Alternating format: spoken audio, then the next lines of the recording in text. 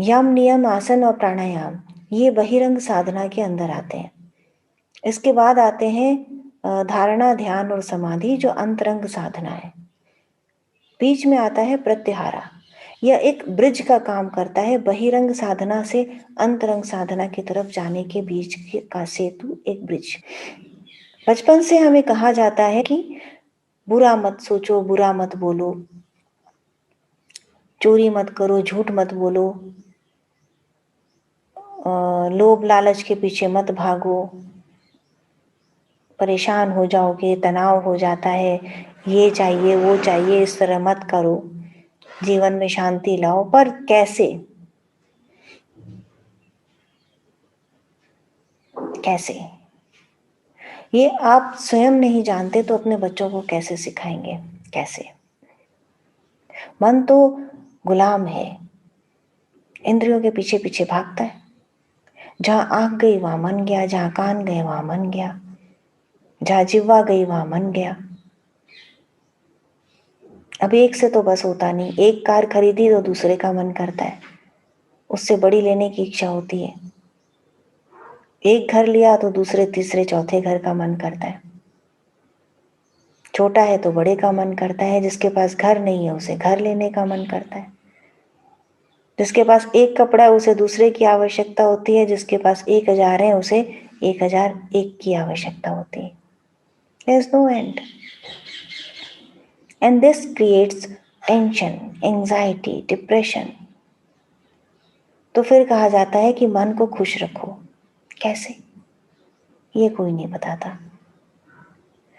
मन, जैसा कि बार बार कहा जाता है शास्त्रों में, उपनिषद में, और हम योग साधना में प्राय करके इसका उदाहरण देते हैं कि मन चंचल है, बंदर की तरह। बंदर को देखते हैं कि एक जगह शांत नहीं बैठता, इस डाल से उस डाल, यहां से वहां कूदता रहता है। तो ठीक वैसे ही बंदर की तरह हमारा मन होता है कि शांत नहीं बैठता। और केवल उतना ही नहीं, एक ऐसा बंदर जो जिसे बिच्छू ने डंक मार दिया है। अब बंदर की दशा देखिए, एक तो पहले ही चंचल और बिच्छू ने डंक मार दिया, अब उसकी क्या दशा है। तो एक ऐसा बंदर है मन, लेकिन कहीं इससे भी ज्यादा है। कैसे? कि उस बिच्छू का डंक मारे हुए बंदर के अंदर एक शैतान आके बैठ गया। अब तो कल्पना से परे की बात है। तो बस ठीक ऐसे ही है मन, कल्पना से परे। इतनी जगह दौड़ता है, एक बार में इतने सारे काम करता है, तो शांति कैसे मिलेगी? शांत झील के ऊपर बैठा हुआ मन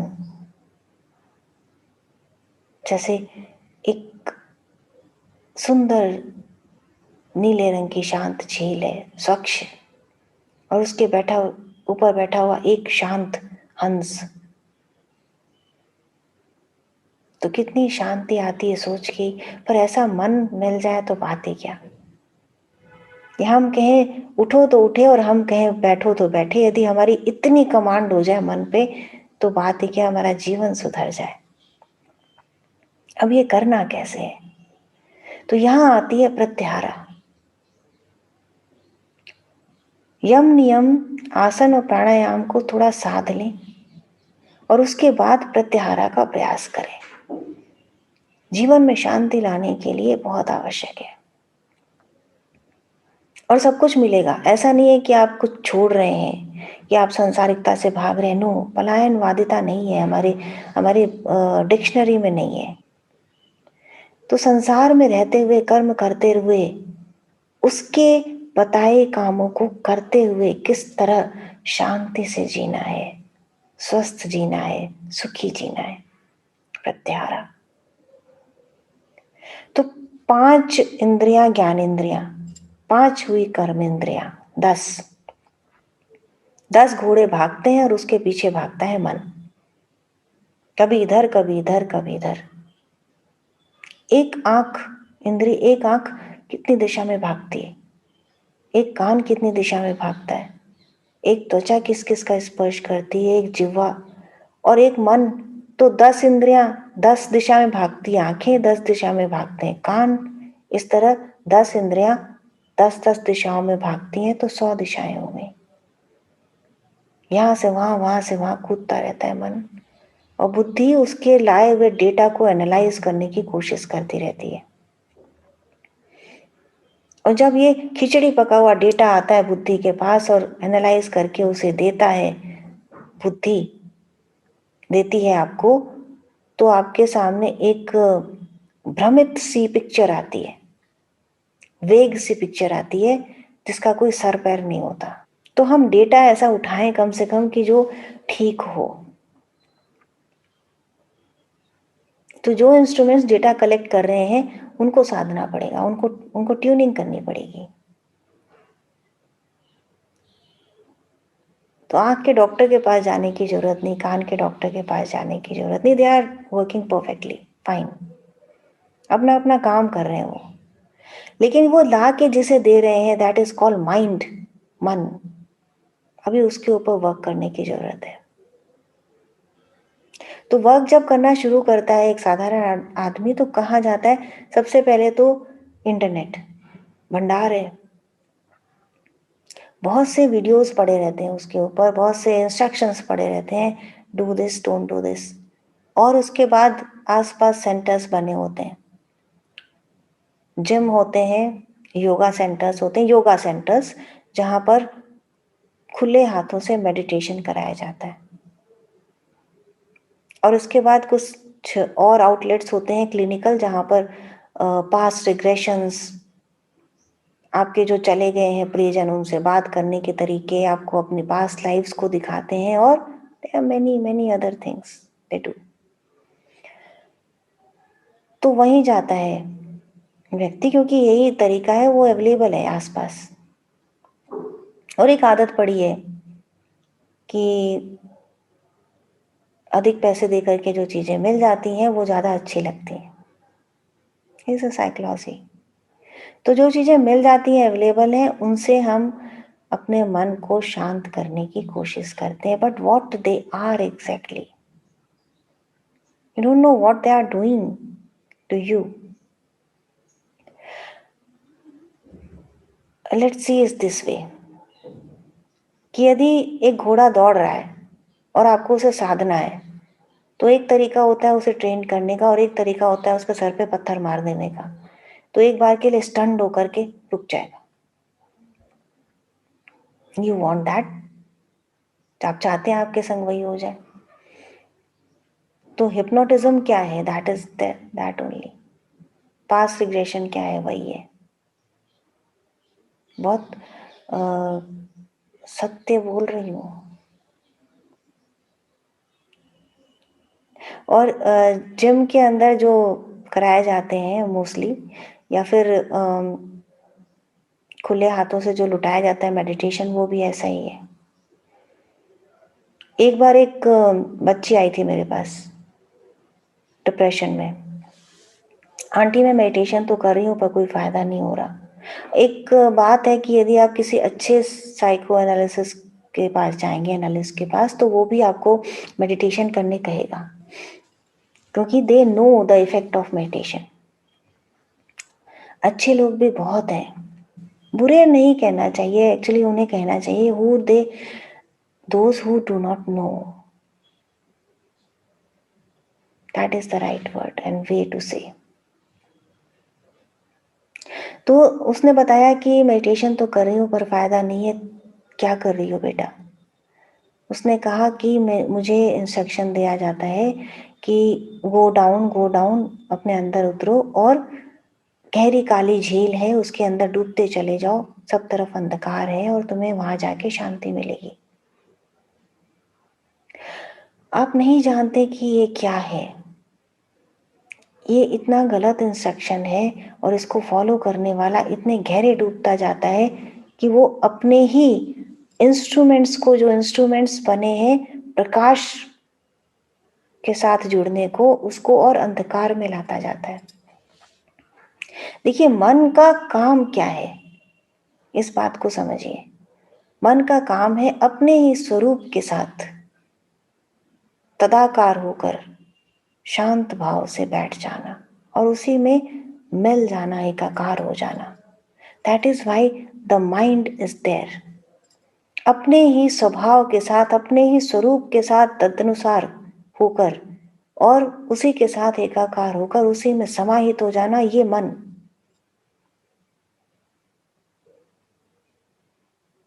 और उससे क्या कराया जा रहा है इस तरह कि उसको पकड़ करके उसके सर पे पत्थर मार करके उसे गहरी काली झील में डुबा दिया जा रहा है कि तुम बैठो। बैठ गया, डेफिनेटली बैठ गया, क्योंकि आपने ऐसा होने दिया अपने साथ। पर आपकी फैकल्टीज कम होती चली जाएंगी। ऐसा करने से बुद्धि भ्रमित होती चली जाएगी, कम होती जाएगी। Concentration, memory, logical thinking, aptitude, your brilliance, सब कुछ कम होता चला जाएगा। जो रिजल्ट है, जो आफ्टर इफेक्ट है, वो आपको बताता है कि आपका तरीका ठीक है या गलत। तो एक्सपेरिमेंट करिए और एक्सपेरिमेंट करने के बाद देखिए कि क्या पा रहे हैं आप। इंस्ट्रक्शंस, गाइडेंस सब देते हैं। एक आध्यात्मिक गुरु भी देता है और एक न जानने वाला, लेस जानने वाला इंस्ट्रक्टर भी देता है। पर दोनों का डिफरेंस क्या है कि एक के इंस्ट्रक्शन के बाद जब आप उठते हैं तो आप अपने आप को और अधिक गहरे अंधकार में पाते हैं, और दूसरे के इंस्ट्रक्शन के बाद जब आप उठते हैं तो you have hope, you have light inside you. That is pratyahara. The word meaning of pratyahara is withdrawing of senses. और विथड्रॉ करके क्या करना है, उन्हें उस जगह लगाना है जहां लगना चाहिए, प्रकाश की ओर, अपने ही स्वरूप के दर्शन की ओर, परमात्मा की ओर। प्रति आहार, ये दो शब्दों से मिलकर बना है प्रत्याहारा। आहार अर्थात whatever you are taking inside, that is आहार, नॉट ओनली फूड।